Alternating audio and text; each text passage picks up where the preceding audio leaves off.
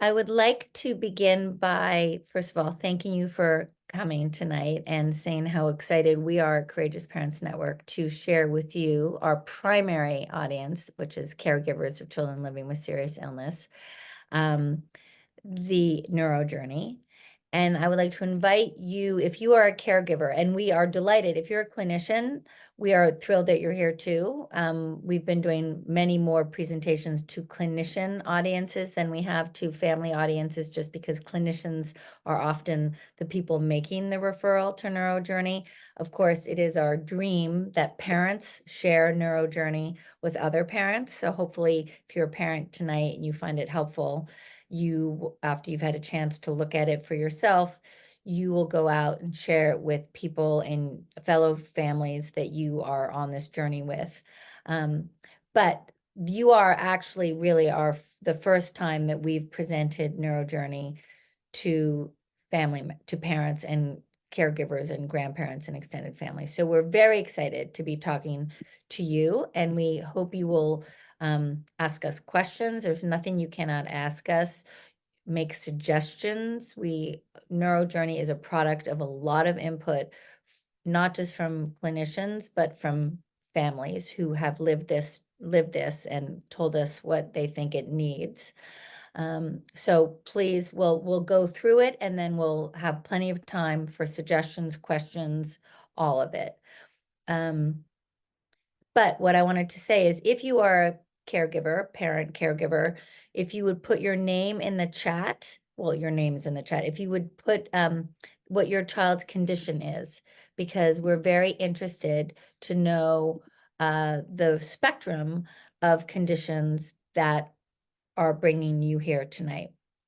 I will begin by saying I came to this work because my daughter, Cameron, was diagnosed at 6 months with infantile Tay-Sachs, which is a very predictable, well understood genetic, neurological, progressively degenerative condition. It is a disease that people can tell you pretty much what's going to happen, when it's going to happen, and connect the dots. That having been said, I myself, coming into this parenting with no background in biology, no understanding of how the central nervous system impacts anything other than thought, was really,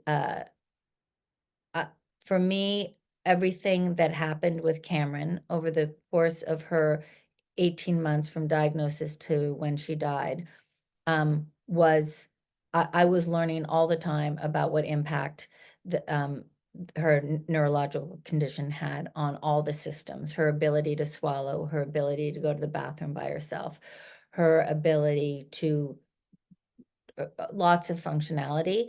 For my daughter, it happened in a very short period of time because Tay-Sachs progresses so quickly. So I'm sure there were a lot of things that were happening that I didn't even understand were happening because they were all happening on top of each other.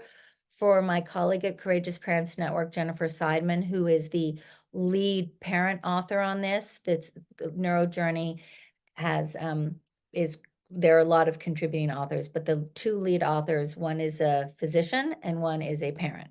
And the parent is Jennifer Seidman, and her son, Ben, lived till right up until his 18th birthday. So she had 18 years of learning and discovering and bumping into all the ways that his neurological condition were impacting his systems and the symptoms that she was having to manage. And a lot of those things she had not understood. And even in writing NeuroJourney, these many years later, it's now 10 years later, she learned that, oh, wow, that thing that was happening with Ben, I didn't realize that thing that was happening with Ben was because of problems with the central nervous system. So the brain is it's the most powerful organ, probably tied with our heart, that drives everything. It's the computer that drives everything. And it's humbling and amazing to learn what happens to the body when the brain is impacted. And that's what NeuroJourney is all about, is providing anticipatory guidance for caregivers of children with serious neurological conditions. So if you would put into the chat what your child has, if you're comfortable doing that. And I think without any further ado, I'm going to hand it over to Chrissy, who's going to bring up NeuroJourney. We created NeuroJourney because Jennifer and I, well, all of Courageous Parents Network, we understood that a lot of the families that were coming to us in the network were families of children who had neurological conditions. And I was one of those parents, and Jennifer, whose son had Sanfilippo syndrome, was also one of those parents. And we had been exposed to a journey map for the Duchenne muscular dystrophy population, invited to provide feedback. And we said, this is a very cool tool for anticipatory guidance. Could we do something like this for families of children with serious neurological conditions? And we, because we, as the parents that we were, Jennifer and Blyth, recognized that to the extent that a parent wants to know, we would like to be able to give them resources to provide that anticipatory guidance, and also to validate all of the feelings and concerns that they were likely to have. And so we partnered with Dr. Julie Hauer, who is a palliative trained physician who specializes in this population of children. And I like to say she's like a child whisperer.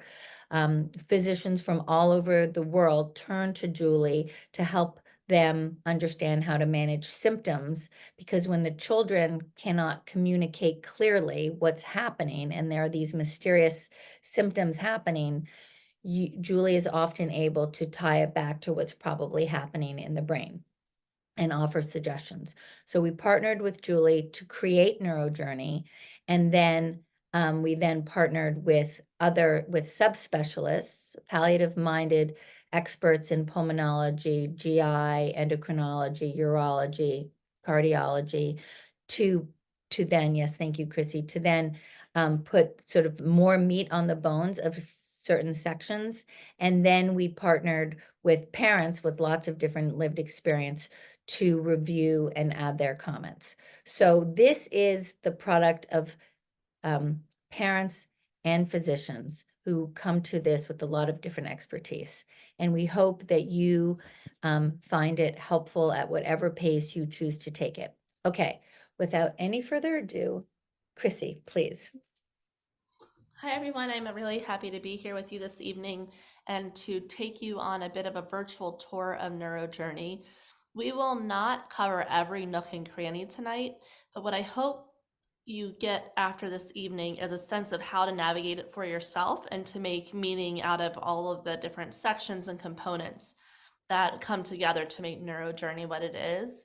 And we're going to start with the home page here because there is some basic information that lays a foundation for you as a user or a family member of yours to get a sense of what severe neurologic impairment is and how NeuroJourney works. As you scroll down the webpage here, you'll see we have this little drop-down box for an introductory video. It's only about 4 minutes long, and we're going to watch it now together.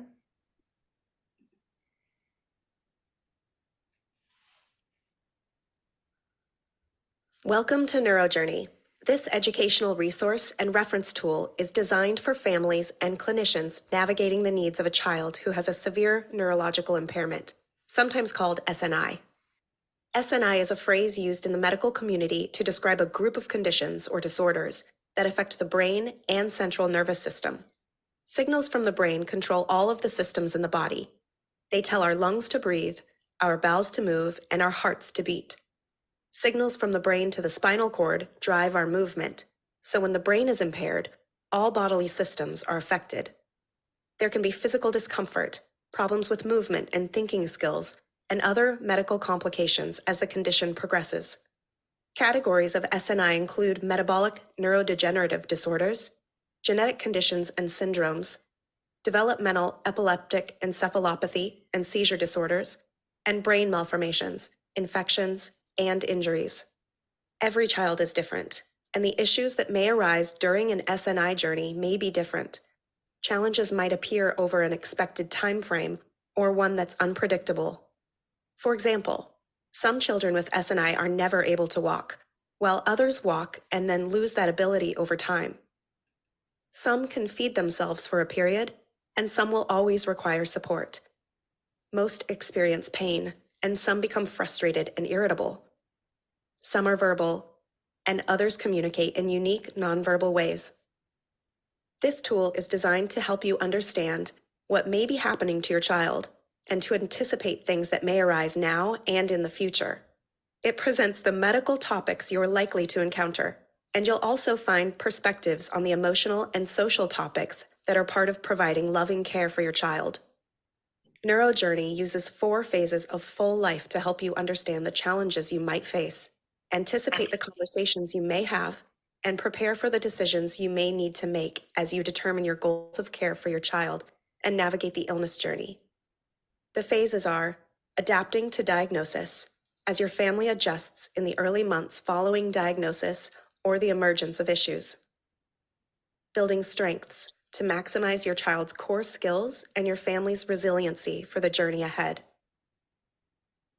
Adjusting to changes, which involves making decisions and adapting to your child's evolving baseline throughout their journey.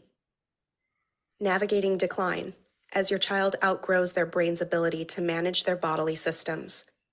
Your family may need to adjust their goals in preparation for the end of the journey. The content marked with a heart offers thoughts and perspective from parents and clinicians based on the concepts of palliative care, which focuses on quality of life and includes relief from symptoms and physical and emotional stress. You can see the map all at once, or follow the phases as they occur in your child and family. Some prefer to plan, and the others like to take things as they come. Some topics, especially the medical ones, are more complex and have layers of detail. You can take all of the time you need, exploring each topic as deeply as you like. There is no right or wrong in caring for your child, only what works for your family.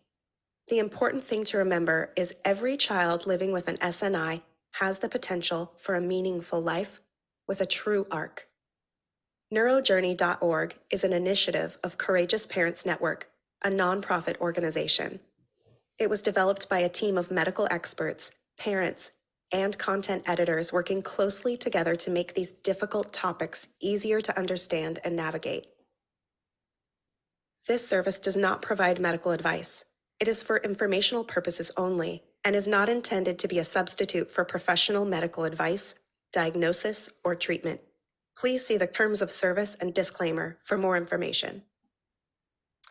So, Chrissy, I just want to jump in there. So that disclaimer is important because we do want to note that this is designed to be used by parents with themselves to build their vocabulary, to build their understanding, to equip them to ask questions, to make connections, and to then use that and bring that into conversations with their child's specialists and primary care doctors.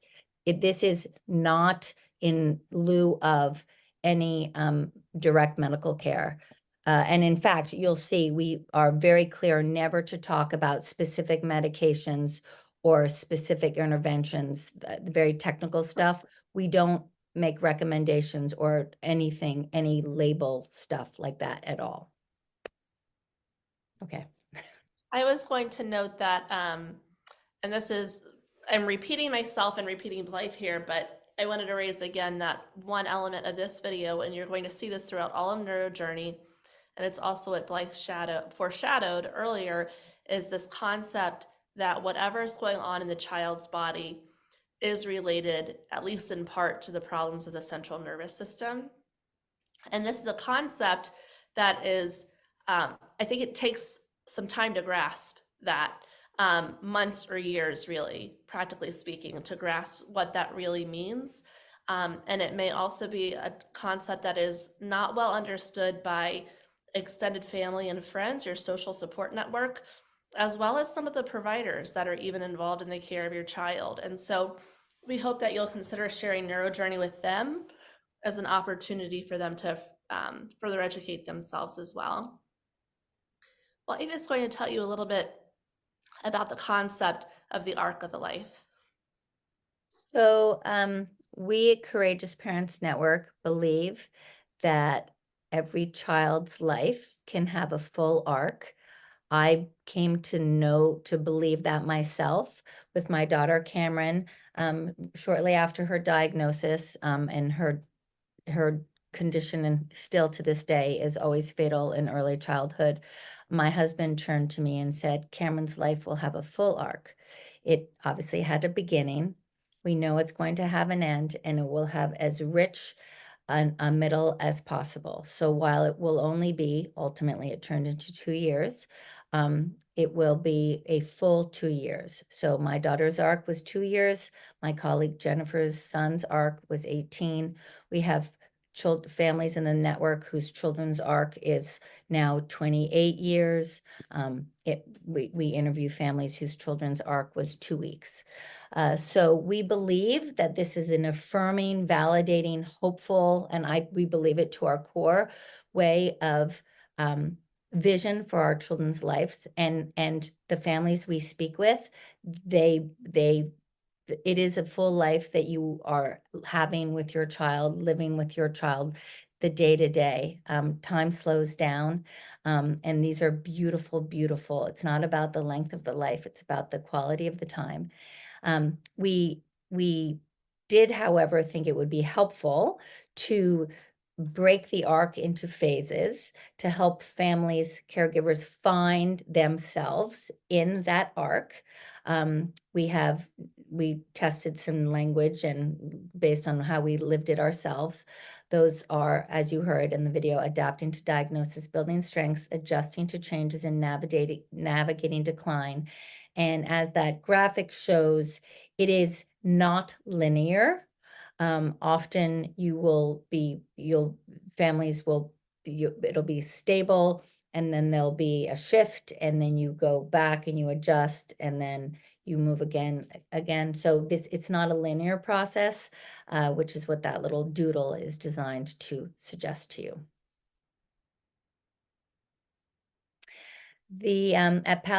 For those of you who are familiar with Courageous Parents Network, we are passionate about the value of palliative care and how it provides that extra layer of support that focuses on quality of life and what matters most to the child and the family. Certainly, the signature part of palliative care is pain and symptom management, but the other part of palliative care is helping children and their caregivers have the best days possible for as long as possible. So the way that shows up in NeuroJourney is this with the heart icon and the commentary in that peach, depends on what your laptop or phone is showing you, that peachy melon colored square. Those have been written by parents about sort of the feelings and concerns and the softer stuff that you might be feeling and thinking. It's there to validate and normalize and give voice to some of the things that you may be thinking or may come to encounter. We've had some families tell us since NeuroJourney went live that, well, I don't know how many, but one person said that she went through NeuroJourney the first time only reading the palliative voice and not looking at any of the more technical stuff. It's certainly the most human part of it, I guess I would say. So. Thank you. As we scroll down the main page, you'll see a description for each of those phases, which I'll leave for you to read on your own. And they were highlighted in that video as well. And I want to get down here to the section with core concepts. There's a lot of terminology in all of NeuroJourney. However, we pulled these 4 terms out because they are recurring throughout NeuroJourney. So we want the reader to be oriented to them And these are also ways of talking about things that clinicians use.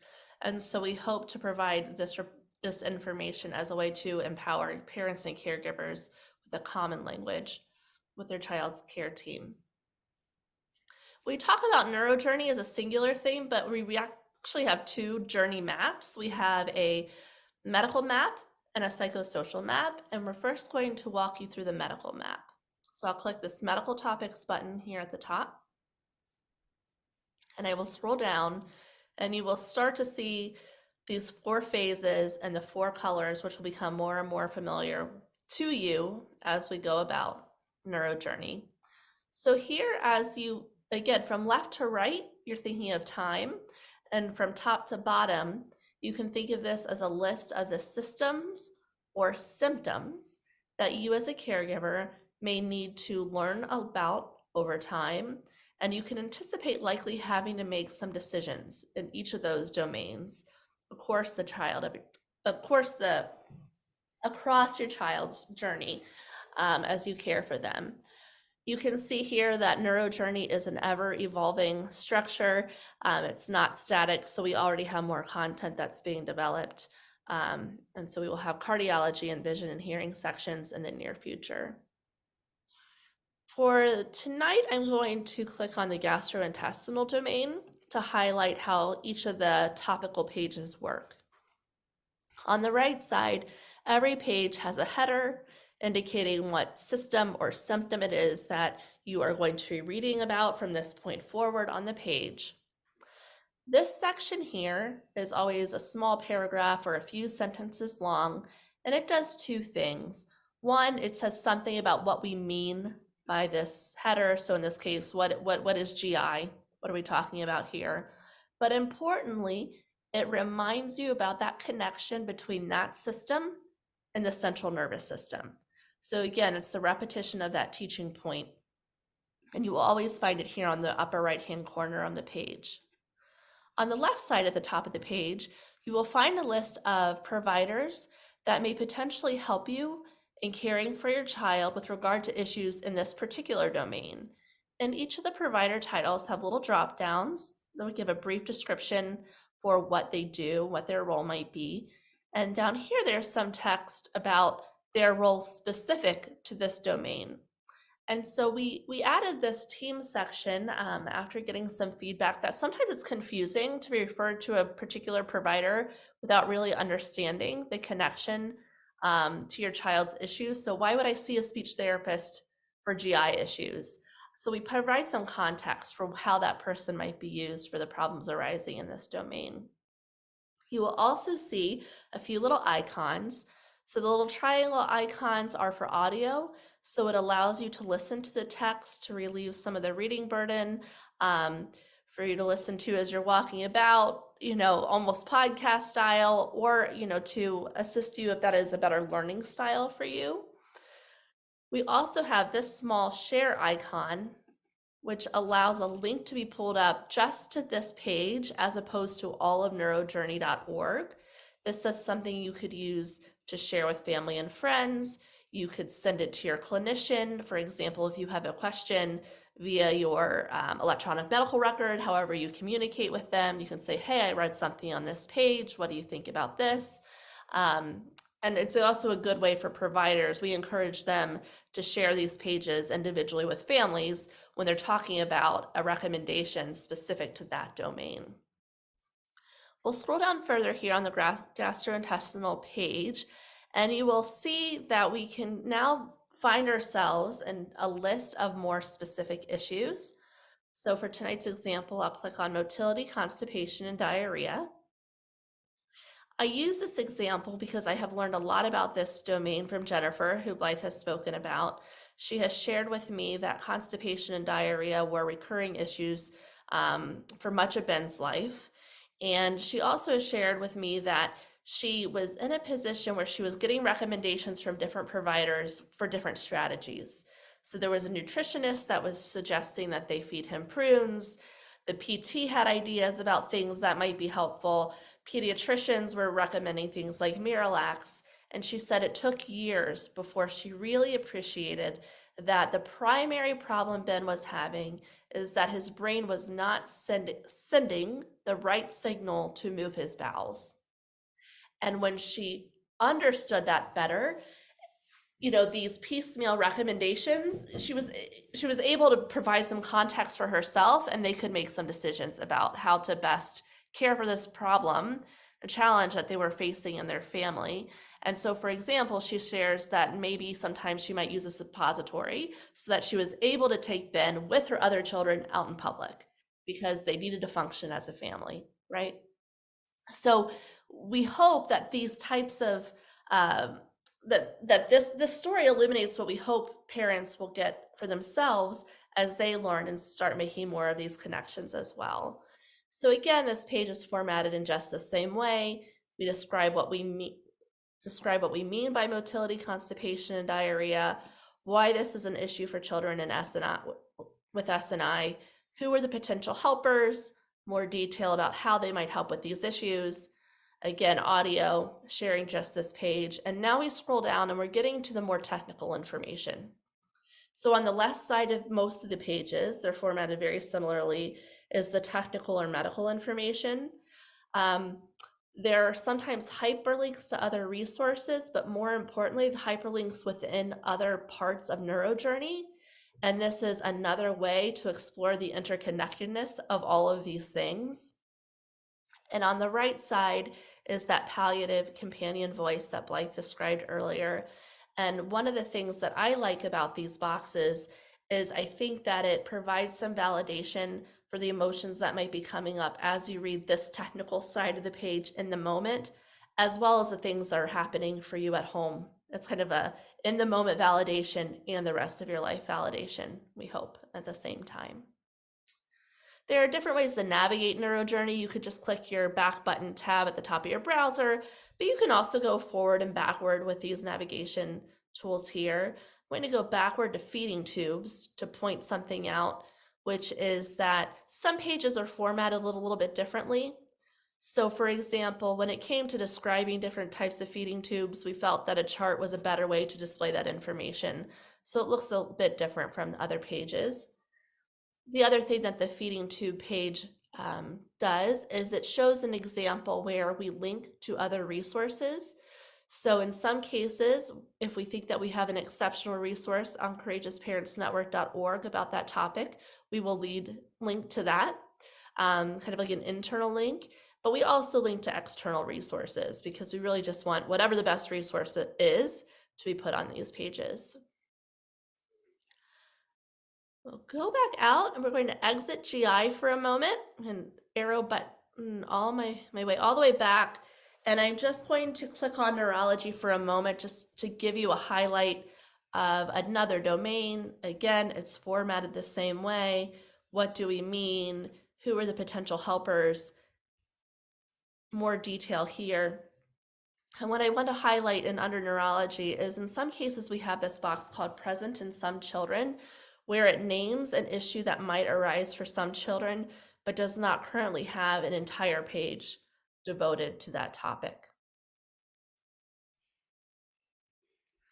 Blyth, before we leave the medical map, is there something that you think we ought to highlight? Oh, I'm just sitting here looking at the picture of Becca and Clementine and loving it and thinking, wanting to flag that we do not use stock footage in NeuroJourney. Every single photo is a child whose parent is part of Courageous Parents Network, who sent in the photos and given us their blessing to use their children's photos in this resource. We are at our core, we are the authenticity is a value that we consider primary, and these are authentic photos from families who have been on this journey. Yeah. So with that, why don't we take a moment to go to the social and emotional topic? Sometimes we call this our psychosocial map, and Blyth will walk you through some elements here.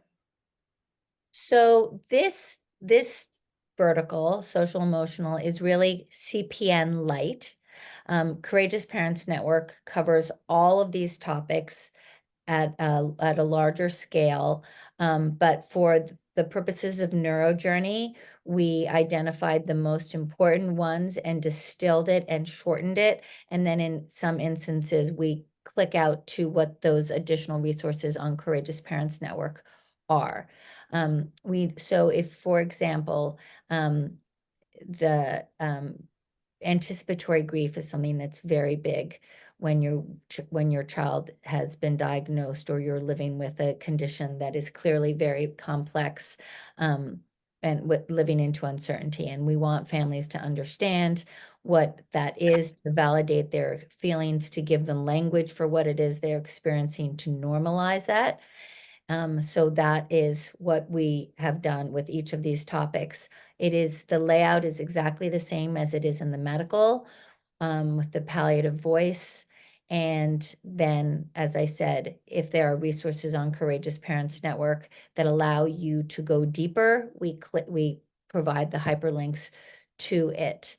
Some of the areas that are particularly salient I mean, this is obviously all relevant. However, some of the things I want to flag for you are the transitioning, go down further, uh, uh, out of home placement and transition to adulthood. Some of these children with SNI are living into adulthood, which is both a blessing in many ways, but also causes, there are complications that come with that. They're no longer in the pediatric world. You have to transition into adult care, finding new doctors.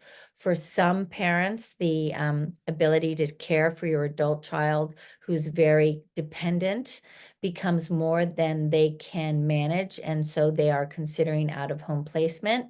We address that. We also have resources on financial planning, setting up special need trusts.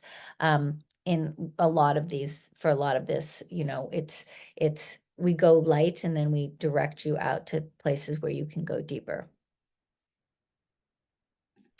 This is also where we explore the impact of SNI on siblings, because siblings, of course, are core to the family. And I just like the impact on the siblings is in many ways extraordinarily beautiful, but also can be complicated. And parents, we know, care deeply about doing right by their other children, as well as the child who has medical needs. So we spend a lot of time on siblings. Courageous Parents Network itself has a huge amount on siblings, guides, videos, blog posts written about, and some also by siblings. This is just a narrow niche of that sort of what we think are the most core things, and then you can go deeper on Courageous Parents Network. I think that's, well, do you want to talk about the caregiver worksheet? So before Yeah. we get into questions, which feel free to start putting those in the chat, by the way, there are a few other things that I want to point out.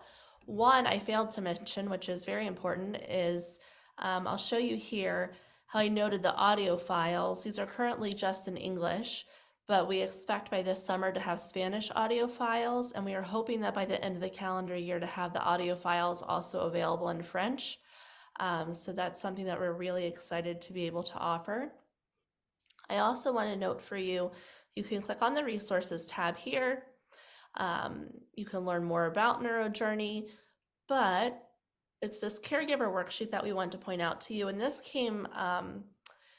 was really a result from conversations with a caregiver who is a caregiver herself, but also researches the psychosocial needs of caregivers. And I showed her NeuroJourney and asked her for some feedback. And she thought it might be helpful for parents to have a place to jot down questions or observations as they go throughout NeuroJourney.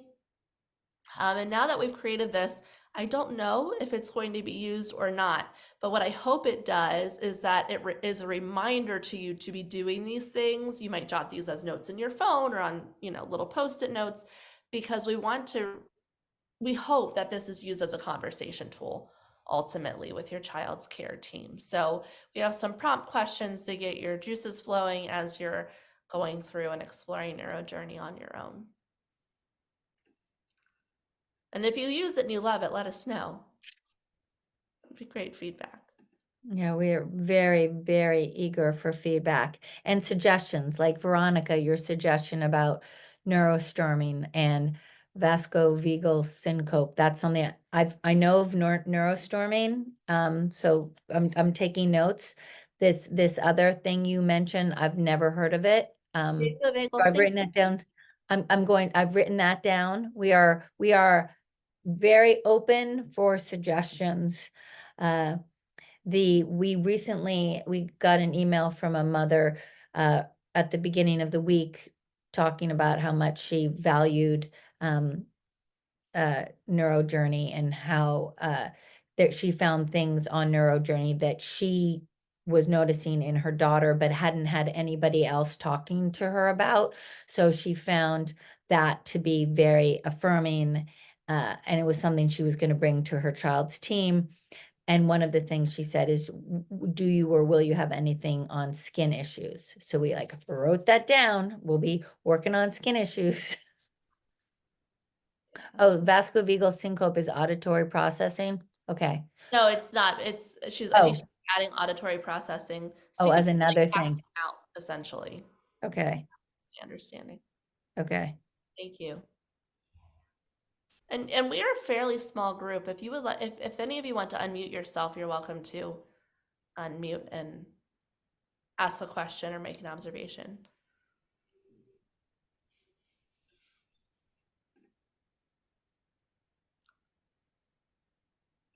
So Blythe and Chrissy, I of course know you both well, but what comes to mind for me, who lived with a son with mitochondrial disease for 10 years, is that I so wish I would have had this resource when I cared for Jacob for 10 years.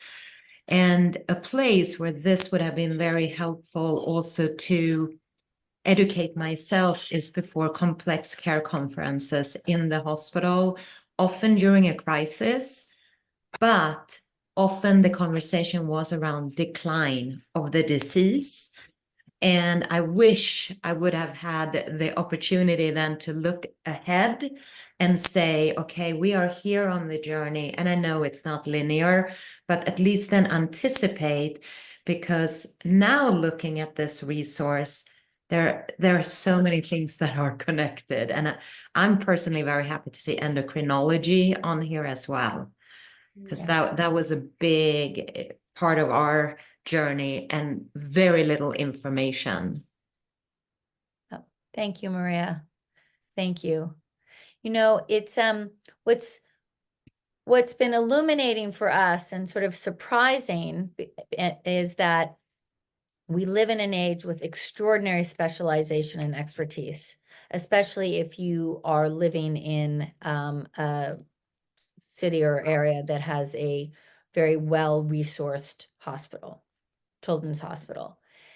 So one would think that one might expect that these very smart, well-trained pediatrician specialists will be connecting the dots for you because they've had a lot of training and education. But really that just, it is the rare specialist who will.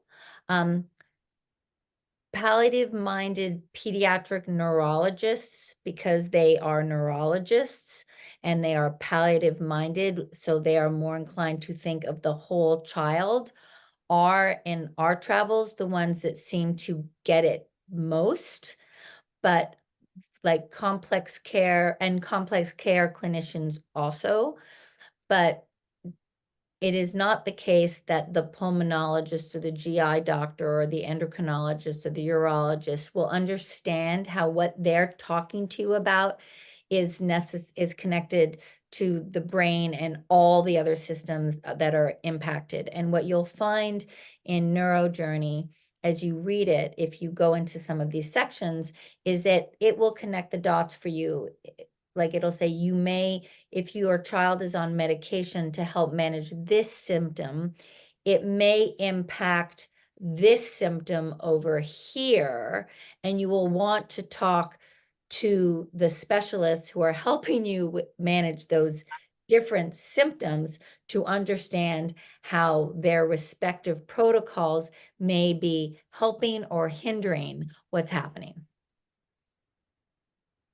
Yeah, Blythe, I want to note that we're getting more ideas for yeah.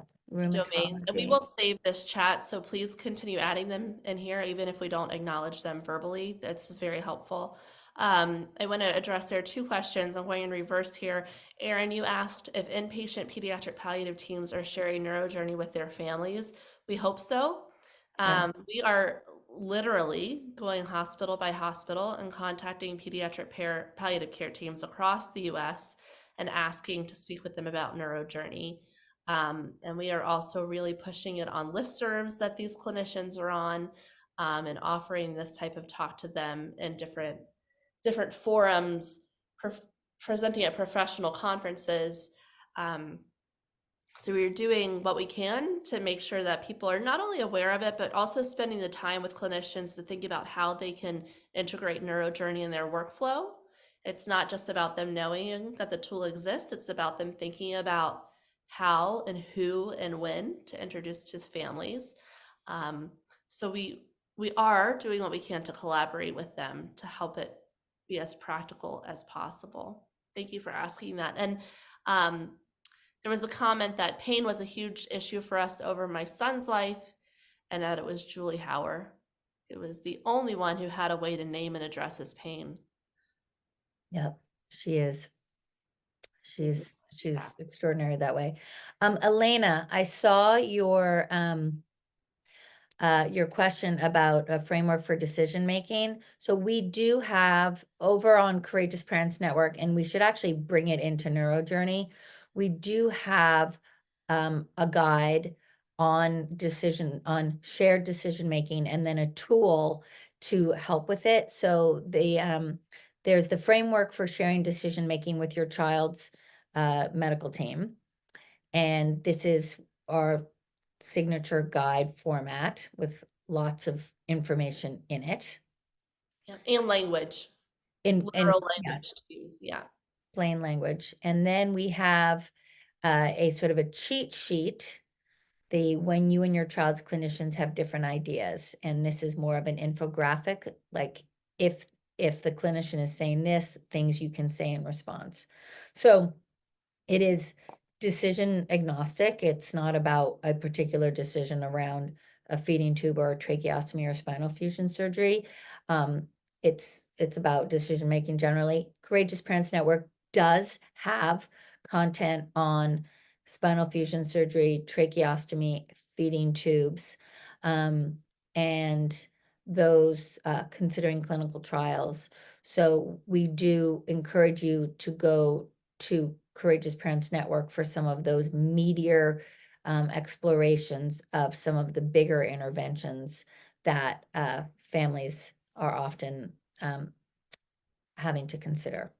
I'll say we also have, and I know this is coming to mind because it was recently written about, and we have blogs that are written by parents, and sometimes parents here talk about decision making.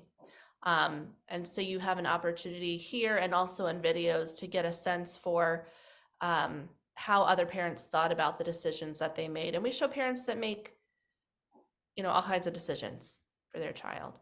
Yeah. Let's see, we have, oh. Because we're the good guys. Sorry. That's okay. I'm just looking where to raise my hand. I'm like looking all over on this thing. I'm like, oh my gosh. Consider it raised. No, the one thing about NeuroJourney that's been tough for myself is confusing when somebody mentioned pain can contribute to neuro issues, but professionals think it's a neuro decline when it is an appropriate response to pain is to have a neuro response. Mm-hmm. And you get brushed off as, oh, that's just their neurological state. Mm-hmm. And it turns out that lo and behold, your child is going septic or your child has a break and it goes missed because the doctors are saying, talk to neurology.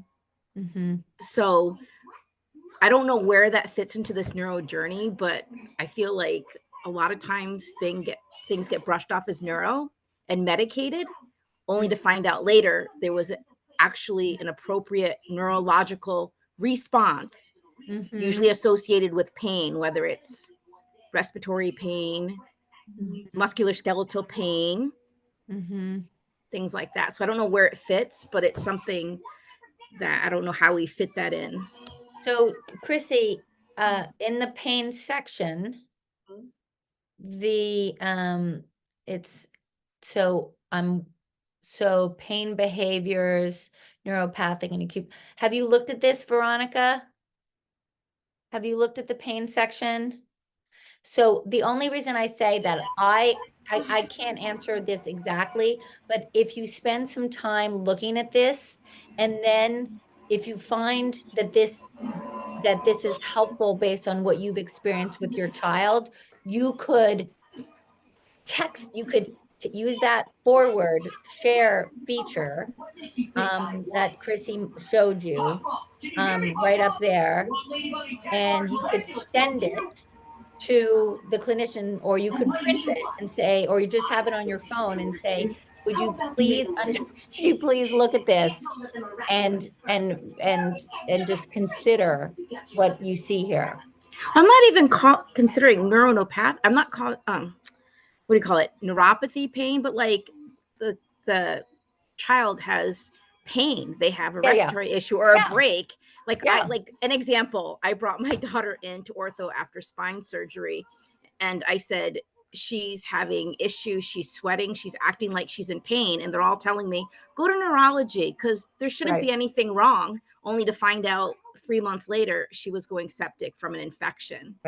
Yeah. And they wanted to throw neuromeds at her, and this happened to her as a baby as well, only to find out months later she had multiple fractures, and they had already heavily given her benzos and clonidine because they had chalked it off to she has a disease that has a neuro journey, that they're assuming every little issue, because she's nonverbal, is actually part of her neuro journey, when it's so that's where I was just saying, if there's a section on confusing, they should be having a neuro response. It is healthy to have a neuro response to pain. If you cannot verbalize, you are going to neurologically have a response, and it's not necessarily the neuro journey that your brain is not functioning properly, but it's actually, I don't know if there's even a section on that, or an understanding that I feel doctors miss that part because they see our child as a disease that's progressing. And yes, we'll have a neuro journey. They may not speak or lose their speaking or lose their walking, but they're also forgetting they're going to have teething. They're going to have ear infections that you can't throw Ativan at and just not even look like deeper.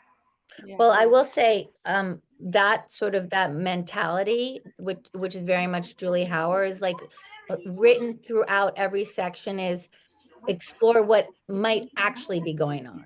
She yes, her perspective, which leads all of this, is what might actually be going on, what might also be going on. Here's some things to consider that might also be happening that we don't attribute it automatically to the brain. So I think I hope you'll see that in here, but I've noted this because this is a very good thing to consider with regard to sort of framing this for clinicians at a higher level. Yes, providers, they miss it. They'll just brush it off that it's their neuro journey. And I'm like, they are neurologically responding appropriately, but not because they're going into neuro decline. And if you ignore those signs, it is going to affect their neuro status. Well, Veronica, as you're speaking, Maria's shaking her head. Yeah, we had this many times actually, which is where it was very easy to just say it's decline of the disease and then missing the actual symptoms that were going on. And our worst case was when ulcerative colitis was missed for months and a child in extreme pain. And it was just like, oh, it's decline. And so I think education of SNI is so important because of that. Because as a parent, to see your child in pain, and yes, we do not want to hear about decline, but if it is that, fine, but it cannot be simplified always. So yeah, I think it's a complicated topic, but yeah, we experience that too.